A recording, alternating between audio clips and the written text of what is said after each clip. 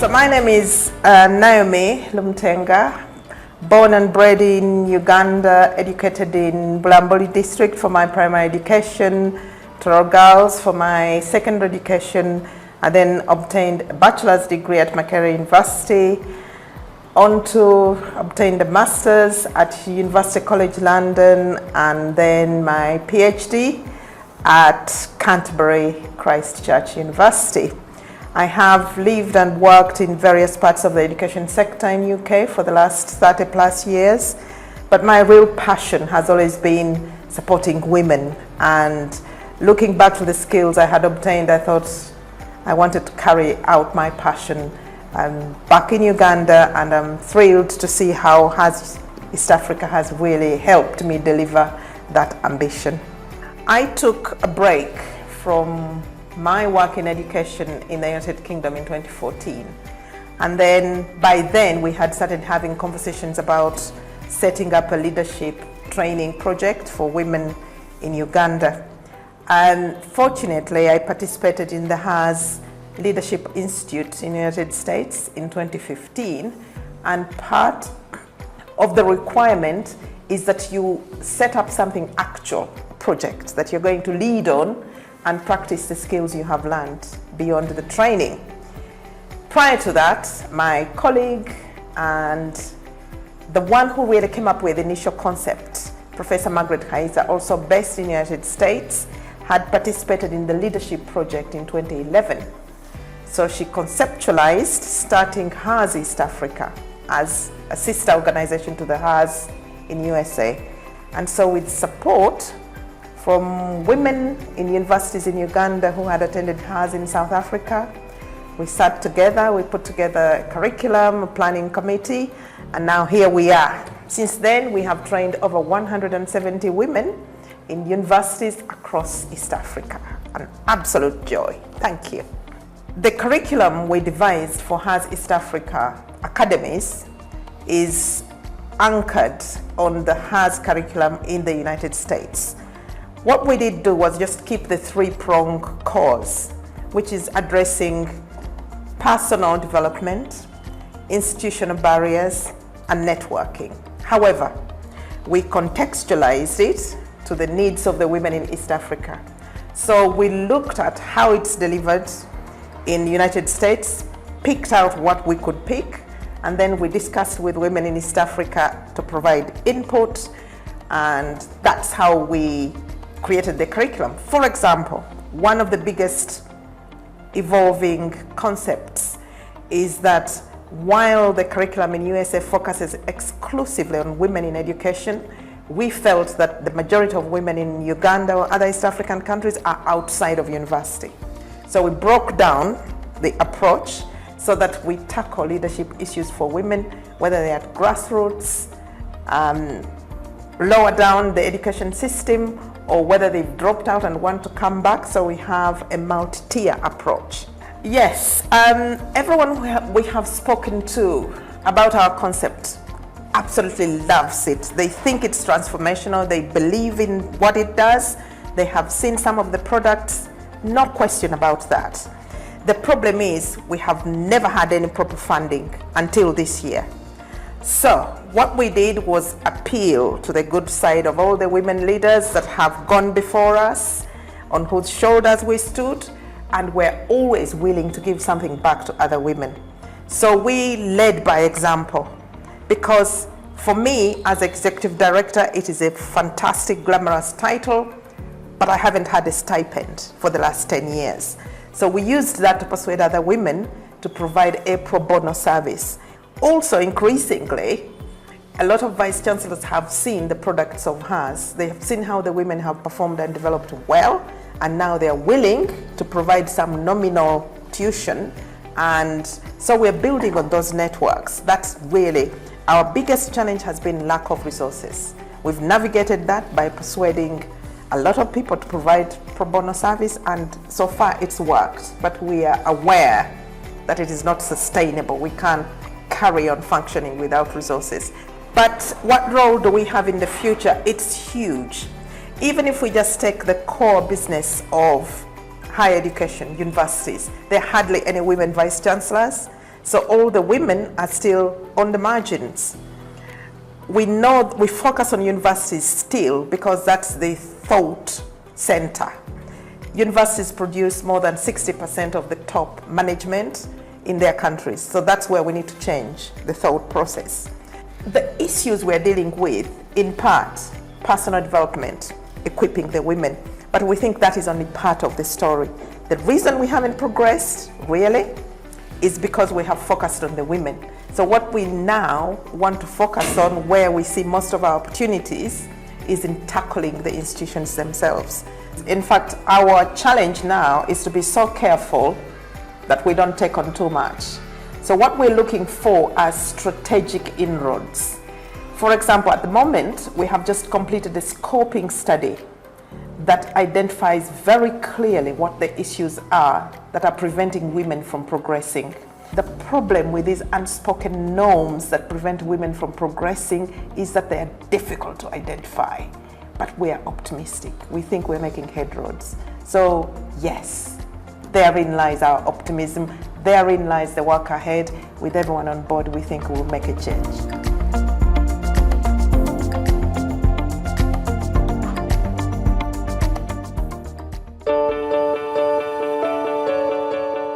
I was inspired to start HAS East Africa as an organization after attending a leadership institute at HAS, or Higher Education Resource Services, in Denver, Colorado. Part of that leadership institute required us to develop a leadership project. So starting HAS East Africa was my leadership project. And I was inspired after I learned that there was a sister organization already known as HAS South Africa, which had been started earlier, and it had trained several women from Ghana, from Nigeria, from Uganda and Tanzania, but had stopped due to lack of resources.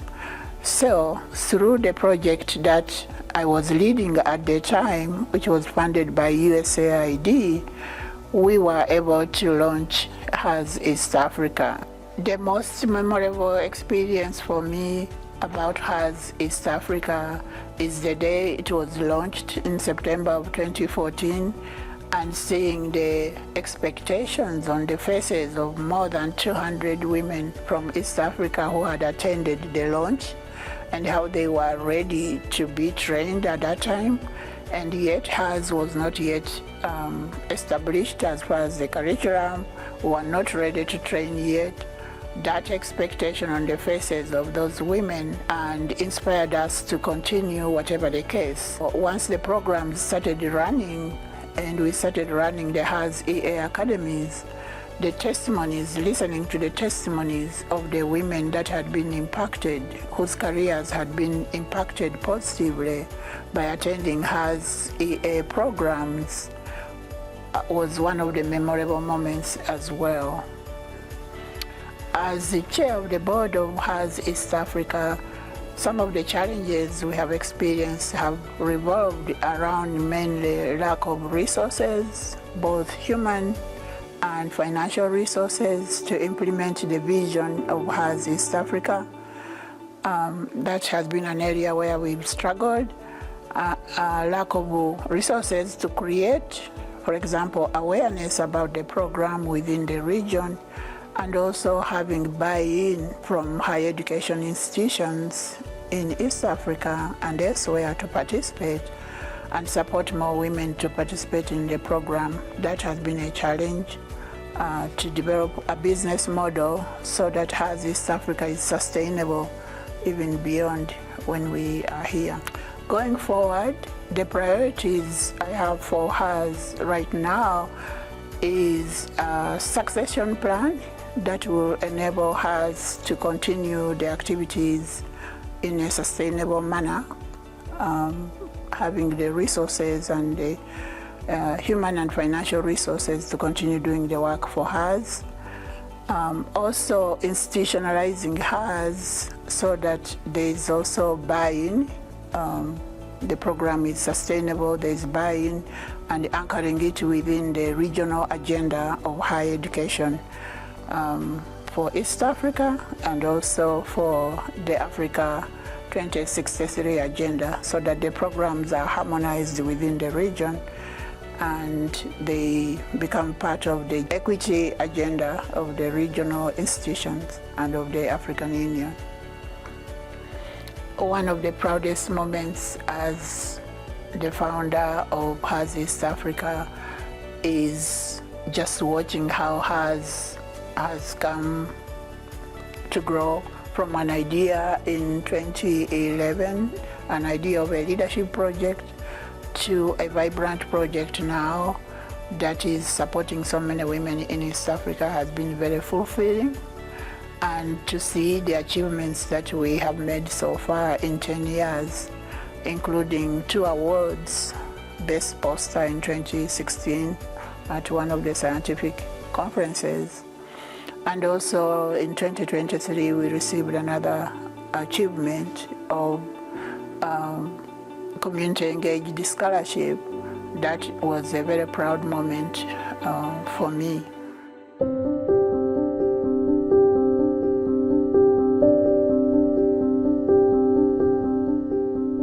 I joined the Academy with an open mind, but as a minimum, I hoped to learn from the experiences of fellow women in leadership, their challenges and how they overcame them, their strategies for life-work balance, their impact secrets, and so on. I think I can say that my expectations were exceeded by the Academy. Not only did I listen to experiences from renowned women leaders like Mrs. Chigozi, Professor Wanyezi, and others who I had long admired, but also I picked up very useful skills for systematic career planning.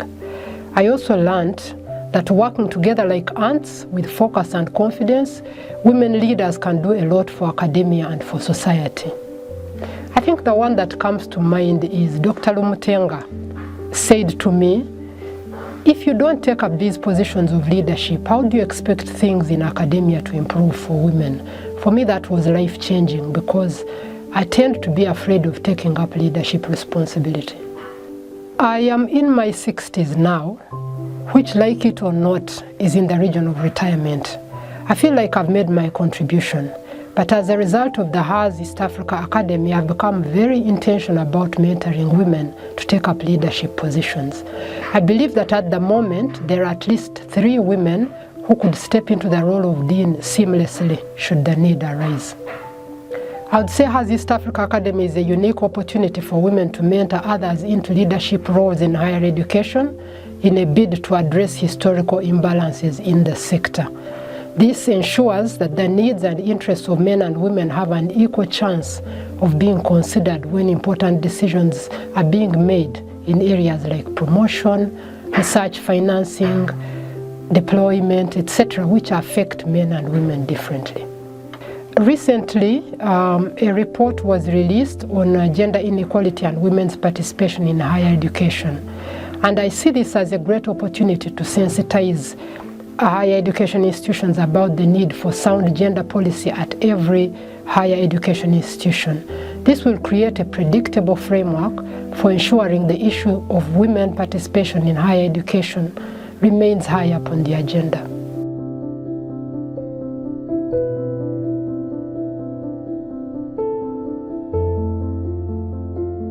Hello, my name is Josephine Njoki Marete, a lecturer at UCU, Uganda Christian University, and I lecture in the Department of Visual Art and Design.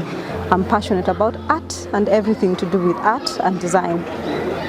I was first invited to HAS just by surprise, not even knowing what was happening. You know, the little person who does things around the department, and somebody gave me the opportunity to join HAS. And I came to Gulu this was my first time to Gulu. Very exciting. I had never been to these sides of Gulu. I used to hear about Gulu and I did not know where Gulu was. And it was a lot of fun and a lot of excitement. And they told me, Jocelyn, when you come here, you're going to be transformed, you're going to be changed, you're going to see life differently. And I thought, me, who does everything, I call myself the axle of the department. You know, the one you see the wheel and you don't see the thing that moves the wheel, and that is me. But here I am in Gulu, in HAS East Africa. And it is wonderful. So our first day was quite interesting. We underestimated the amount of bags that we had, and we filled the one bus with bags and we went on the other one, and the journey was awesome. I have gotten to meet interesting women who have shown me that no matter where I am in my life as a woman, I can be greater than I am. I should not be afraid to look ahead. I should not be afraid to lead. I should not be afraid to dream as a woman. And what have I learned? I can dream. I am allowed to dream as a woman. I'm allowed to have ambition. I'm allowed to speak up as a woman, not being afraid to say what is on my mind, even in a group of men, not be afraid to lead, even if I'm leading the men. I hope that when I come out of here, I will be a better leader. I will be in a position to lead. I will have gotten contacts of women who can guide me through my career. I want to be where these women are at this point in their lives. I want to make a difference and make a change in this world, especially in the field of art, where I belong to. I'm passionate about that. I want to create an environment where women can come and share their ideas. Women can create. Women can do great things, because we are the backbone of the society. So I invite you all to come and join HERS. Anytime you hear HERS East Africa is happening, come and join it, because it will change your life and it will transform you to the woman that you are meant to be, not the woman you are told that you need to be. Men's role in fostering a culture of gender equity and allyship in the workplace and amplification of women's voices comes down to education again, and also a willingness on the part of men to engage in this fight for equality, in fight for rights, because women have women's rights, and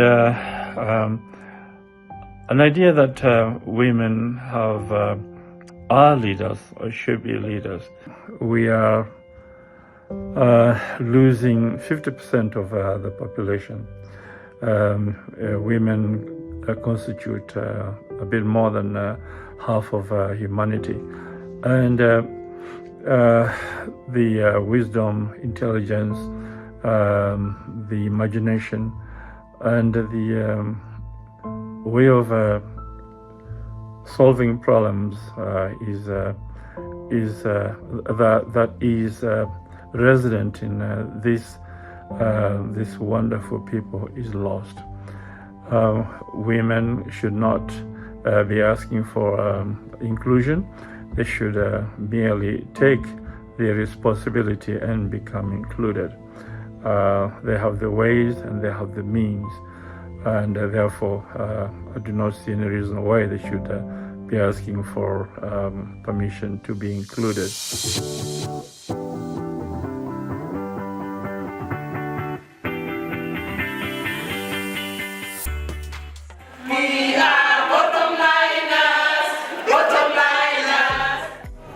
My name is Beatrice Hareño. I'm a lecturer in the Department of Chemistry, Gould University. I'm also the Deputy Dean, Faculty of Science. I got to know HERS East Africa in 2023 when I was nominated by our VC to attend the 6th Academy. While at the 6th Academy, we got a lot of inspiring training, including unlocking the potential of a woman in leadership.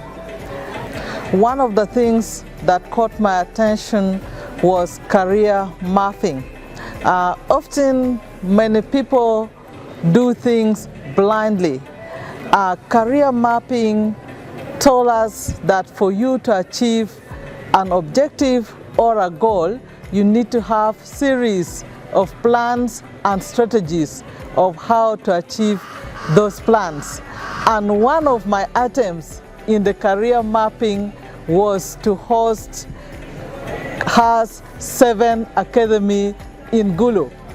I'm happy that this is happening today in Gulu.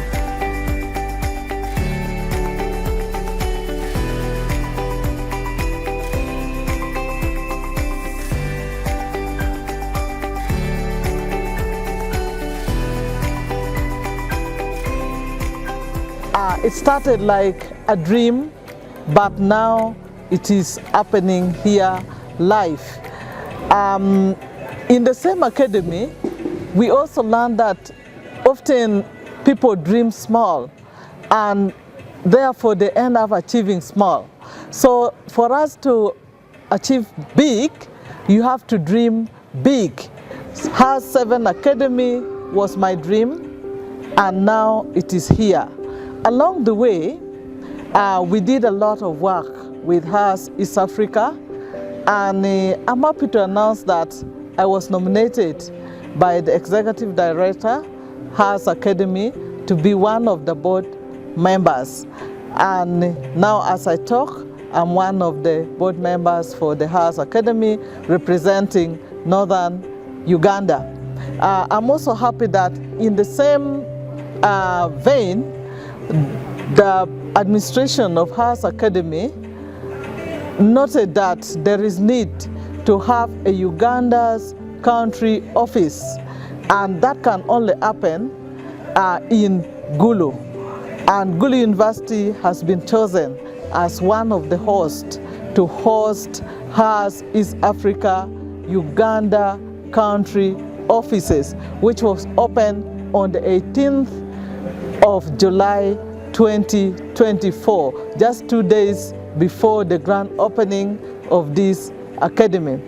HAS has done a lot as far as unlocking the potential of women in leadership and career development.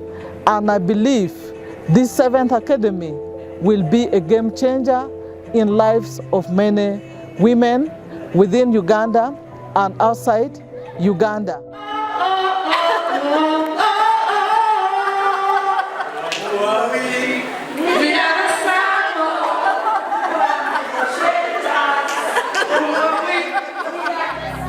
I am Catherine Wandera, and I'm a senior lecturer at Chambogo University, the Department of Mechanical and Production Engineering.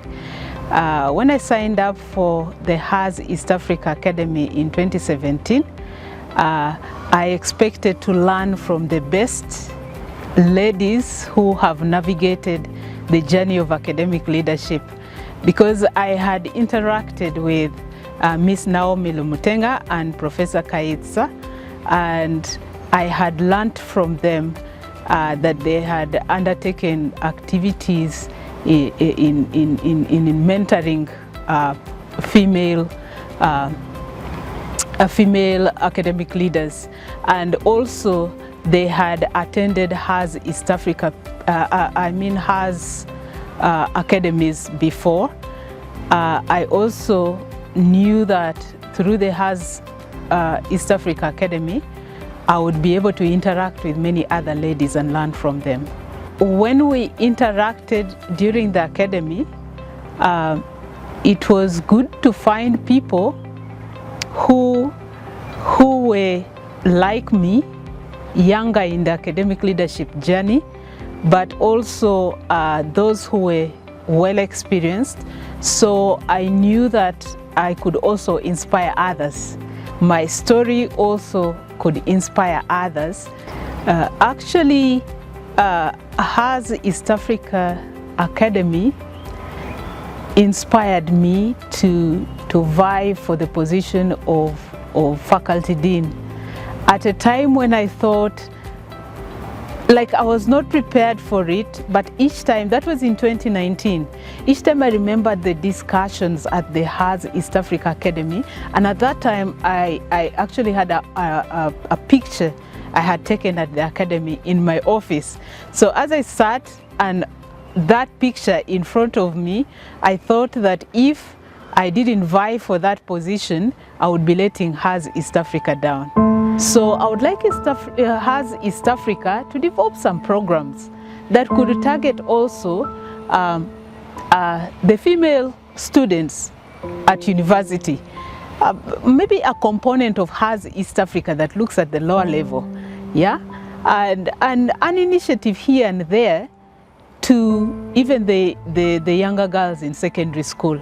We could have a presence at secondary school level, at universities level, as building the grassroots, at grassroots level, building the capacity of women to move into the professional technical fields.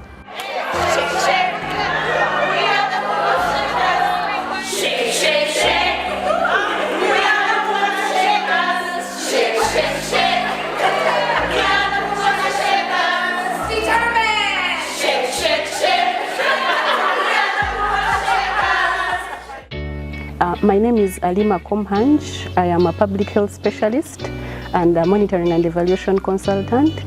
I'm a senior lecturer at Clark International University, and I also act as the Associate Dean of the School of Public Health of Clark International University. When I signed up for the HAS East African Academy, I remember that was the third academy, I expected to enhance my leadership and management skills, especially those that are tailored in the education industry. I expected to meet very experienced leaders in higher institutions of higher learning. I expected to be mentored. I expected to be exposed to career opportunities that will advance my leadership abilities. And I expected to network with several leaders in institutions of higher learning. Outside my expectations, one thing that stood out for me was the generosity of leaders that are highly influenced, their ability to share their personal experiences, especially in terms of domestic abuse and also in terms of losses they suffered, and how they managed to beat these odds and still be leaders in institutions of higher learning. The leadership skills I gained, the first thing is that my confidence stepped up. I felt like the academy had pushed me to strategically position myself for leadership roles. I stopped operating behind the shadows and I was able to come up and take on leadership roles. I remember focusing more on things that would build my career path in the direction that I wanted to be. I engaged more in community development, and I was able to be recognized by different organizations. I remember Mobi Clinic approached me based on my leadership potential to be a member of their advisory board, and then thereafter I took on a fellowship program. It was a PhD fellowship program at Afya na Haki, where I actually served and led the institution into developing academic programs. I led on to their entire licensure, and in just 1 year I was actually voted the Employee of the Year and I attribute that to the skills that I got from HAS East Africa. I would suggest that HAS East Africa could step up in terms of building an interactive alumni platform, because we are so, I don't know, I think now they're like in the 5th cohort. But it would be nice if we are able to meet the different graduates from the different cohorts to be able to learn and share different perspectives on how people can actually step on and take on leadership positions. Because I know women leaders in institutions of higher learning are not only academic, they are persons that are business oriented, they are people that are into farming, and they are also people that have been very successful into managing their family life. They are mothers and they still do these academic things, and they are very successful. So meeting such great people and sharing can inspire the young people that are coming into the industry. So a very interactive alumni platform would be ideal.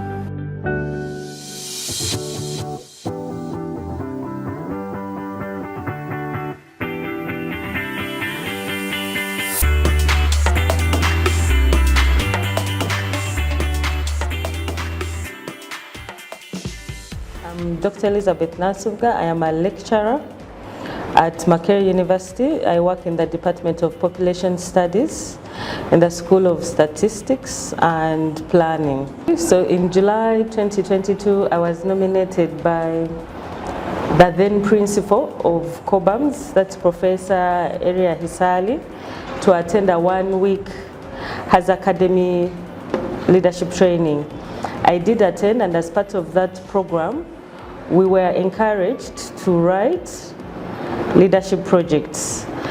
I did write one, and in partnership with Jensen of Michigan State University, USA, and HAS Academy, that is particularly Margaret and Naomi, we did write a project with 3 key goals or objectives of that project.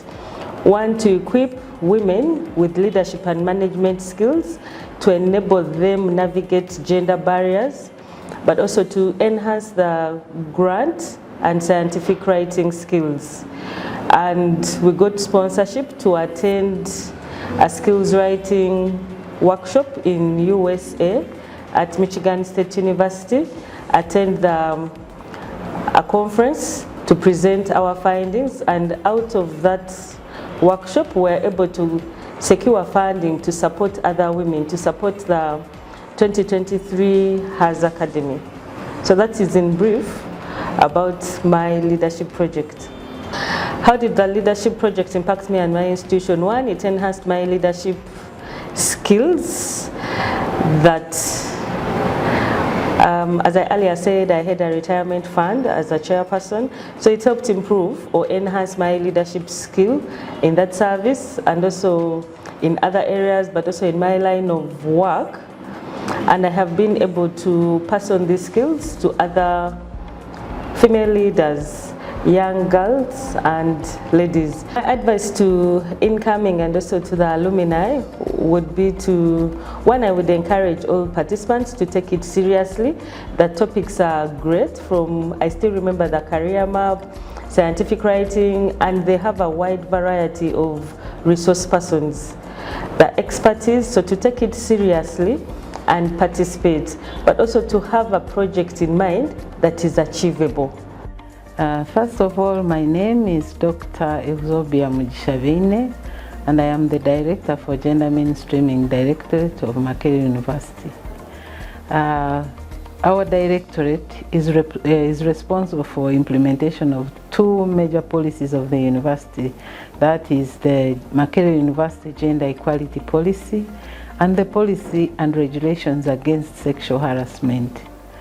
Where the synergies between Gender Mainstreaming Directorate and HAS East Africa fall is in 2 main resolutions of the university policy on gender equality.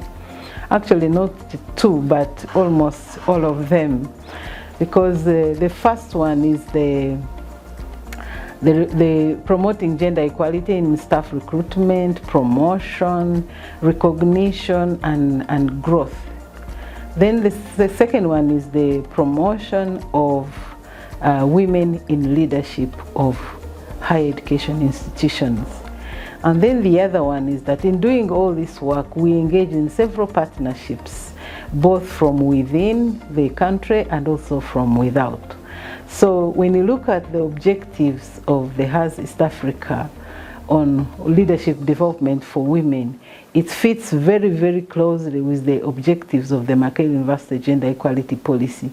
So our hosting of HAS East Africa is not just because of convenience, but because we have shared values and the strategic direction that the university would like to go to. HAS East Africa makes a contribution, especially through the training of women for their career and personal growth. The 4-tier model that HAS East Africa is using as it approaches the leadership development for women, there is a clear connection between higher education, the research that is being done, the connection with the grassroots. First of all, there are many women from Makerere University that have benefited from the training.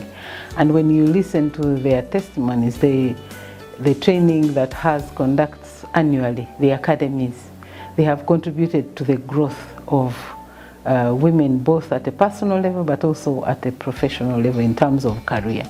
And because when you look at what HAS East Africa is doing, it's doing the training, but there is a lot more that we can do with HAS East Africa. There is a whole question of women's well-being at a personal level, but how we can impact communities.